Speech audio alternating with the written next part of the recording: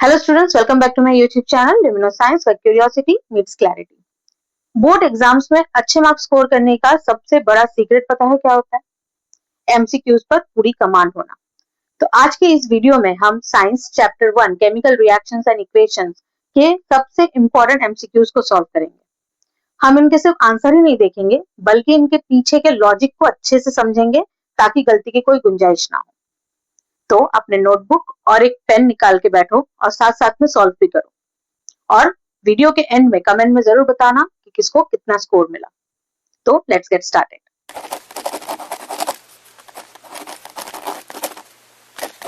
तो पहला क्वेश्चन है, when a barium chloride solution in water is added to an aqueous solution of sodium sulfate, the following happens: a white precipitate is formed, b a red precipitate is formed, c the color of the solution turns blue, या d a pungent smelling gas is evolved।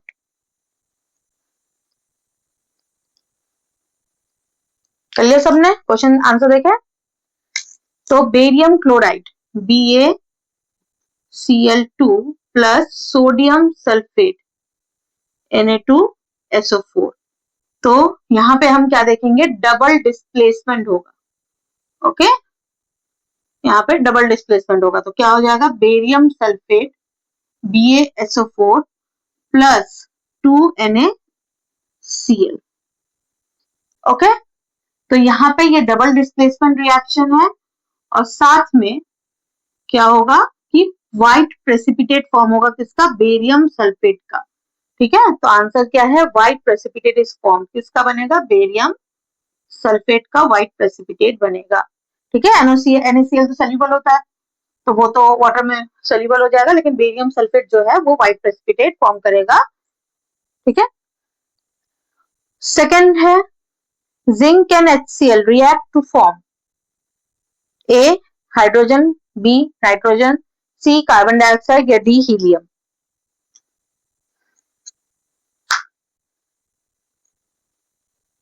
कर लिया? Answer देखें तो जब भी कोई metal plus HCl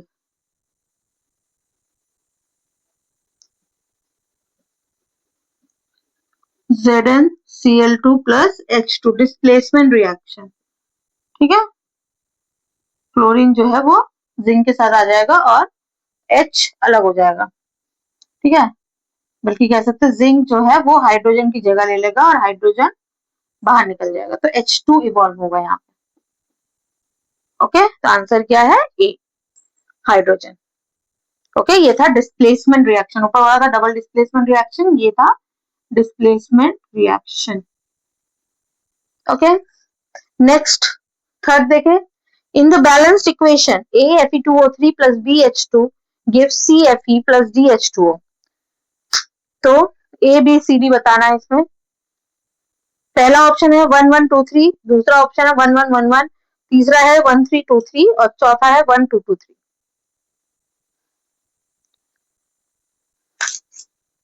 देखें answer तो यहाँ पे अगर हम देखें F कितना है 2, यहाँ पे सॉरी Fe 2 है और यहाँ पे Fe कितना है 1, तो ये C12 हो जाएगा।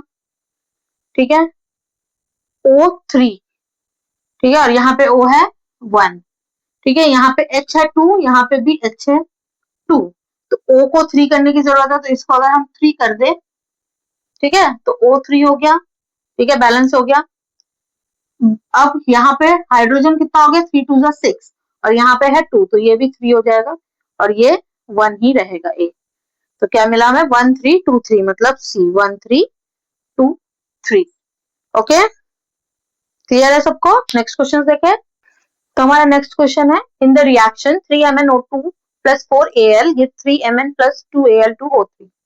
The oxidizing agent is A MnO2 manganese oxide, D aluminium, C aluminium oxide and D manganese।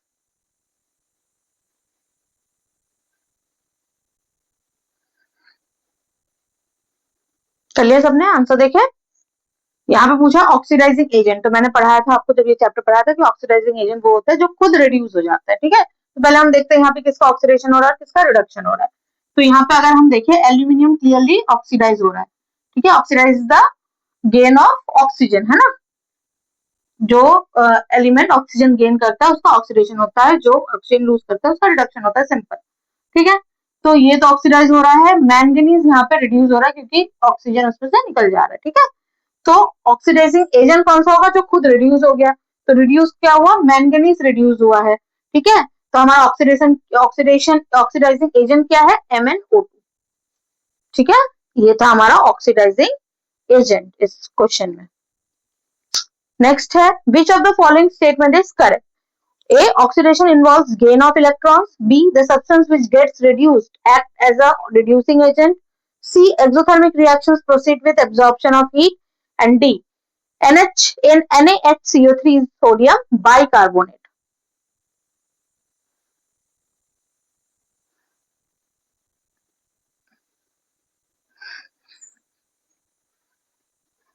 कर लिया सबने, आंसर देखे? तो oxidation involves gain of electrons. ठीक है, तो मैंने आपको बताया था ऑयल रिग, याद रखने के लिए, oxidation in loss, reduction in gain of electrons. तो इलेक्ट्रॉन्स के लॉस से ऑक्सीडेशन होता है और गेन से रिडक्शन। तो oxidation involves gain of electrons, ये तो गलत है। The substance which gets reduced acts as a reducing agent, अभी अभी मैंने बताया कि जो सब्सटेंस रिड्यूस होता है उसको हम ऑक्सीडाइजिंग एजेंट कहते हैं, ना कि रिड्यूसिंग एजेंट। ओके, तो जो सब्सटेंस रिड्यूस होगा वो ऑक्सीडाइजिंग एजेंट है, और जो सब्सटेंस ऑक्सीडाइज हो जाएगा वो रिड्यूसिंग एजेंट है, तो ये भी गलत है। Exothermic reactions proceed with absorption of heat, तो एक्सो मतलब होता है एग्जिट होना, तो एक्सोथर्मिक रिएक्शन में एब्जॉर्प्शन नहीं होता हीट का, एंडोथर्मिक रिएक्शन में एब्जॉर्प्शन होता है हीट का। ठीक है, एक्सोथर्मिक रिएक्शन में रिलीज ऑफ हीट होता है। ओके, तो लास्ट क्या बचा, NaHCO3, तो ये है सोडियम बाइकार्बोनेट, ये बिल्कुल सही है, तो आंसर है डी। ठीक है, सिक्स्थ क्वेश्चन है, dash is a process in which there is a loss of electrons. A oxidation, B reduction, C redox reaction, D both A and B.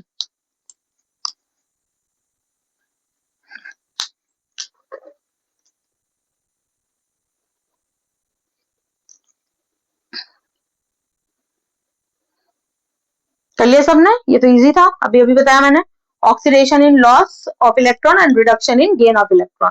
तो लॉस ऑफ इलेक्ट्रॉन जहां हो रहा है उस प्रोसेस को हम क्या कहेंगे, ए ऑक्सीडेशन। ठीक है, अगर आपको ये याद है ऑयल रिंग तो आप कर लो। ओके, नेक्स्ट क्वेश्चन देखें,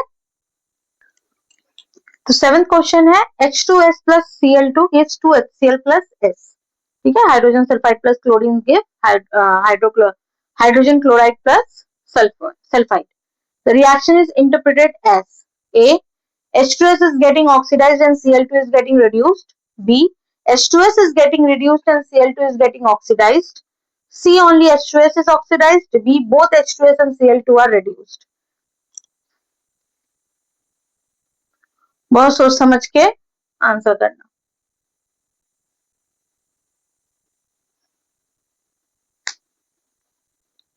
हो गया, देखिए आंसर, तो मैंने आपको बताया था कि जब ऑक्सीडेशन कब होता है, जब कोई एलिमेंट या तो ऑक्सीजन गेन करता है या तो हाइड्रोजन लूज करता है। ठीक है, और इलेक्ट्रॉन की अगर बात करें तो जब इलेक्ट्रॉन लूज करता है तो ऑक्सीडेशन होता है, जब इलेक्ट्रॉन गेन करता है तो रिडक्शन होता है। अगर यहाँ पे हम देखें तो हमें यहाँ पे हाइड्रोजन दिख रहा है। ठीक है, तो H2S जो है वो सल्फर में कन्वर्ट हो रहा है, मतलब यहाँ पे क्या हो रहा है, हाइड्रोजन यहाँ से निकल जा रहा है। ठीक है, लूज हो रहा है हाइड्रोजन, और यहाँ पे हाइड्रोजन गेन हो रहा है।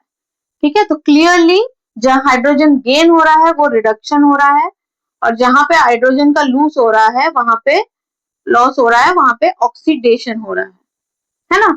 तो H2S क्या हो रहा है, ऑक्सीडाइज हो रहा है सल्फर में, और क्लोरीन क्या हो रहा है, रिड्यूस हो रहा है हाइड्रोजन क्लोराइड में। ठीक है, तो आंसर क्या होगा, H2S is getting oxidized and chlorine is getting reduced.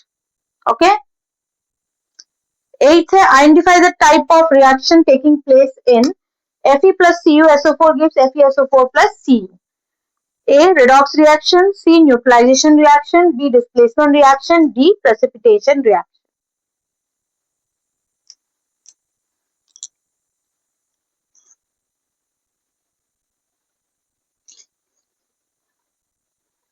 चलिए सबने देखे, तो क्लियरली यहाँ पे क्या हो रहा है, अगर आप देखें Fe जो है वो कॉपर की, फेरस जो है आयन जो है वो कॉपर की जगह ले रहा है, ठीक है, और क्या बना रहा है, फेरस सल्फेट बना रहा है और कॉपर अलग हो जा रहा है। तो यहाँ क्या हो रहा है, डिस्प्लेसमेंट रिएक्शन हो रहा है, ठीक है, फेरस जो है वो कॉपर को डिस्प्लेस कर रहा है अपनी सॉल्ट से, ठीक है, तो ये क्या है, B, displacement reaction. Okay, easy था। नेक्स्ट क्वेश्चन है HNO3 nitric acid plus KOH potassium hydroxide gives KNO3 plus H2O potassium nitrate plus water. ये कौन सा रिएक्शन है, A neutralisation, B displacement, C neutralisation plus double displacement या D combination.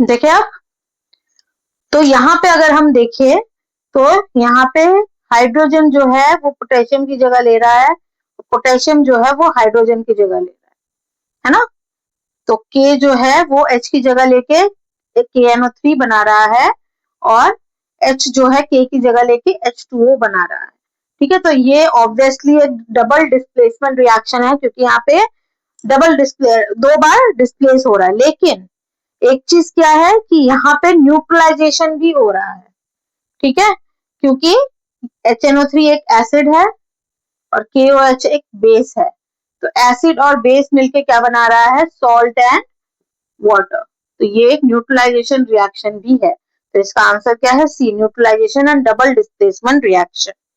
Okay, next question करें। Next question है the values of A, B, C and D in the balanced chemical equation. A BaCl2 plus B Al2SO4 thrice gives CalCl3 plus D BaSO4.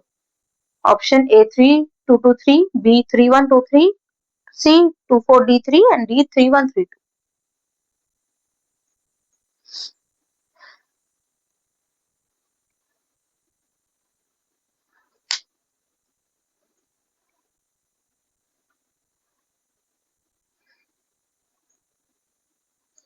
करें solve. तो अगर आप यहाँ देखें aluminium कितना है 2 और यहाँ एल्यूमिनियम कितना है 1, ठीक है, तो एल्यूमिनियम को 2 करने के लिए C को 2 होना पड़ेगा। ओके, अब अगर हम C को 2 करें तो क्लोरीन कितना हो जाएगा, 2 3 6 और यहाँ पे क्लोरीन कितना है 2, तो अब इसको 6 करने के लिए A को 3 करना पड़ेगा, ठीक है, तो 3 2 क्लोरीन 6 हो गया, उधर भी 3 2 क्लोरीन 6 हो गया, 2Al हो गया, इधर भी 2Al हो गया। अब बेरियम भी 3 हो गया क्योंकि हमने यहाँ पे 3 किया तो बेरियम 3 हो गया, बट यहाँ पे बेरियम अभी कुछ नहीं है, तो बेरियम को 3 करने के लिए यहाँ पे 3 करना पड़ेगा, ठीक है, बेरियम भी 3 हो गया। अब बचा क्या SO4, तो SO4 भी यहाँ पे 3 हो गया, यहाँ पे ऑलरेडी SO4 कितना है 3, तो ये अब बैलेंस हो चुका है, ठीक है, तो A हमें क्या मिला 3, B हमें क्या मिला 1, C हमें क्या मिला 2 और D हमें मिला 3, तो आंसर है B 3 1 2 3। Okay, okay, next question करें।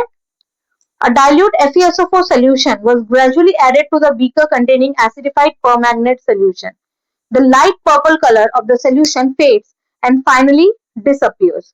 Which of the following is the correct explanation for the observation? A. KMNO4 is an oxidizing agent. B. FeSO4 acts as an oxidizing agent and oxidizes KMNO4. C. The color disappears due to dilution. And D. KMNO4 is an unstable compound and decomposes in the presence of FeSO4 to a colorless compound.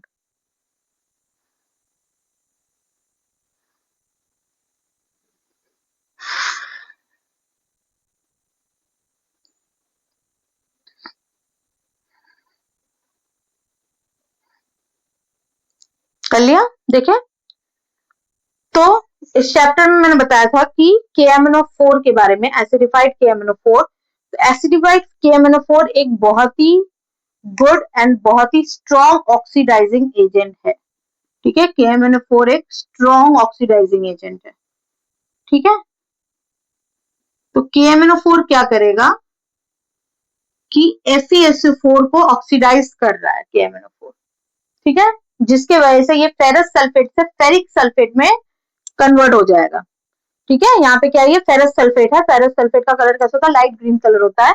और जैसे ही हम उसमें KMnO4 मिलाएंगे तो वैसे ही ये उसका जो लाइट ग्रीन कलर है वो चेंज हो जाएगा। ठीक है, अब ये फेरस सल्फेट से क्या बन जाएगा, फेरिक सल्फेट। लेकिन क्योंकि हम KMnO4 डाल रहे हैं जो कि पिंक पर्पल कलर का होता है, जैसे ही हम ग्रीन कलर में KMnO4 मिलाएंगे तो एक लाइट पर्पल कलर मिलेगा जो धीरे धीरे फेड अवे हो जाएगा। क्यों, क्योंकि फेरस सल्फेट जो है वो फेरिक सल्फेट बन जाएगा जो कि कलरलेस होता है। ठीक है, और वो ये जो लाइट पर्पल बना KMnO4 डालने की वजह से फेरस सल्फेट में, वो भी धीरे धीरे फेड अवे होके फाइनली डिसअपियर हो जाएगा, क्योंकि अब फेरस सल्फेट नहीं रहा, वो फेरिक सल्फेट बन चुका है, वो ऑक्सीडाइज हो चुका है। ठीक है, तो यहाँ पे आंसर क्या होगा, A KMnO4 is an oxidising agent और FeSO4 को ऑक्सीडाइज कर रहा है। ठीक है, ये गलत है। FeSO4 is not an oxidising agent, it is not oxidising KMnO4, ये तो खुद ऑक्सीडाइज हो रहा है। ठीक है, तो ये एक रिड्यूसिंग एजेंट है जो कि ऑक्सीडाइज हो रहा है। ठीक है, ये रिड्यूसिंग एजेंट है। ओके, ये खुद ऑक्सीडाइज हो रहा है क्योंकि, और ये ऑक्सीडाइजिंग एजेंट है, ये खुद रिड्यूस हो रहा है। Got it? Next question is silver chloride turns gray in sunlight because of its decomposition into A. Silver, B. Silver oxide, C. Silver and chlorine, D. Silver oxide and chlorine.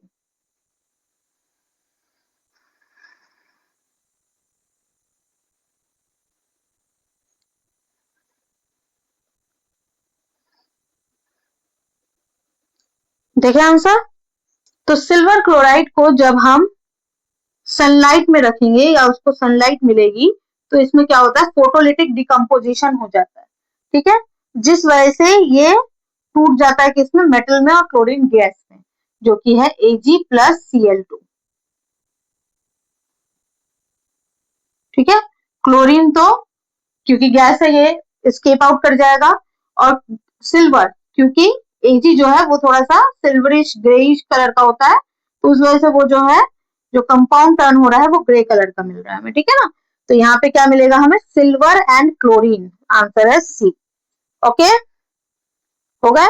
Next question करें। तो next question है, in the double displacement reaction between aqueous potassium iodide and aqueous lead nitrate, precipitate of a lead iodide is formed. While performing the activity, if lead nitrate is not available, which of the following can be used in the place of lead nitrate? पहला है lead sulfate जो कि insoluble है, B lead acetate, C ammonium nitrate and D potassium sulfate.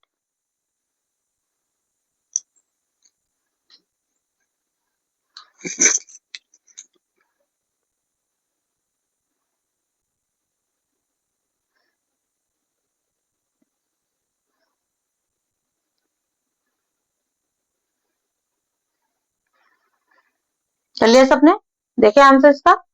देखो अब यहाँ पे हमें ध्यान रखना है, ये जो हमारा रिएक्शन हो रहा है Ki plus PbNO3 twice gives PbI2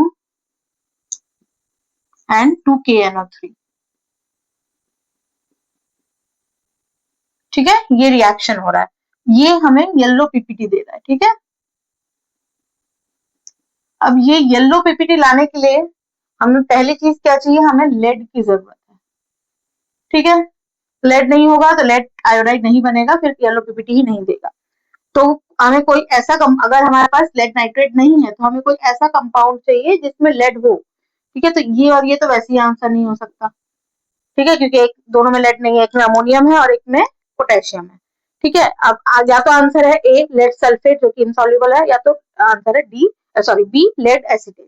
ठीक है, अब लेड सल्फेट क्या है, इनसॉल्युबल है, ये घुलेगा ही नहीं। ठीक है, जब ये घुलेगा ही नहीं तो इसका एक्वा सोल्यूशन बनेगा कैसे। ठीक है, ये इनसॉल्युबल है तो इसका एक्वा सोल्यूशन बन ही नहीं सकता। जब तक एक्वा सोल्यूशन नहीं बनेगा तब तक रिएक्शन होगा कैसे आगे। तो यहाँ पे क्या चाहिए हमें, लेड, आंसर क्या होगा, लेड एसिटेट। ठीक है, तो हमें यहाँ पे पोटेशियम एसिटेट मिल जाएगा और यहाँ पे येलो पीपीटी ही मिलेगा लेड आयोडाइड का। ठीक है, तो answer is lead acetate. Okay, ये इनसॉल्युबल है, इस वजह से हम लेड सल्फेट नहीं ले सकते। Okay, got it. Next question है, which of the following are exothermic reactions? First, reaction of water with quicklime. Second, dilution of an acid. Third, evaporation of water. या fourth, sublimation of camphor crystals. तो A 1 and 2, B 2 and 3, C A and 1 and 4 and D 3 and 4. इसका answer क्या होगा?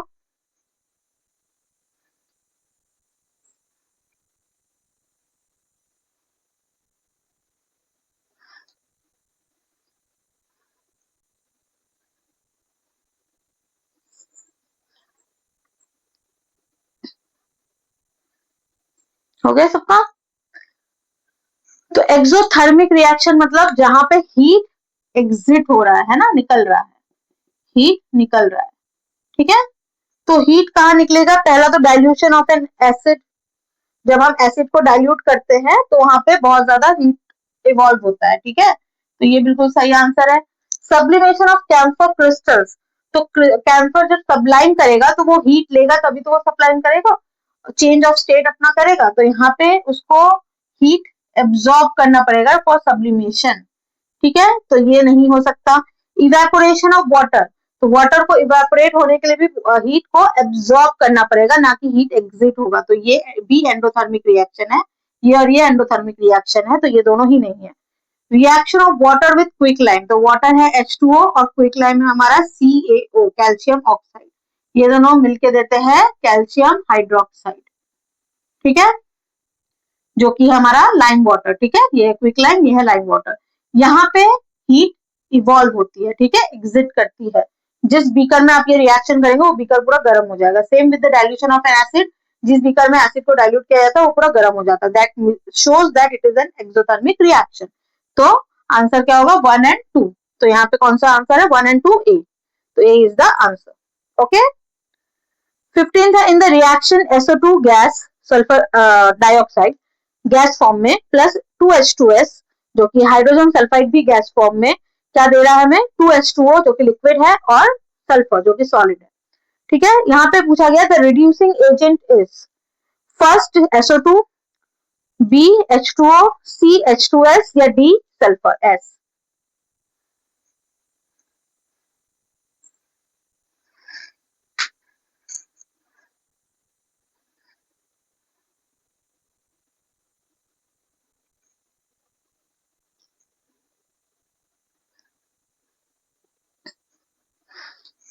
Correct. तो reducing agent कौन से होंगे? जो खुद ऑक्सीडाइज हो जा रहे हैं और दूसरे को रिड्यूस कर रहे हैं, ठीक है। तो अगर हम यहाँ देखें रिडक्शन किसका हो रहा है और ऑक्सीडेशन किसका हो रहा है, तो क्लियरली दिख रहा है सल्फर डाइऑक्साइड का यहाँ रिडक्शन हुआ है, ठीक है, क्योंकि ऑक्सीजन यहाँ से निकल गया है, ठीक है। और यहाँ पे हाइड्रोजन का क्या हुआ है? ऑक्सीडेशन, हाइड्रोजन का ऑक्सीडेशन हुआ है, ओके। तो रिड्यूसिंग एजेंट कौन सा होता है? जो खुद ऑक्सीडाइज हो जाए और सामने वाले को रिड्यूस करे। तो यहाँ पे H2S हाइड्रोजन सल्फाइड जो है वो सल्फर को रिड्यूस कर रहा है और खुद ऑक्सीडाइज हो जा रहा है, तो आंसर क्या होगा? CH2S, okay.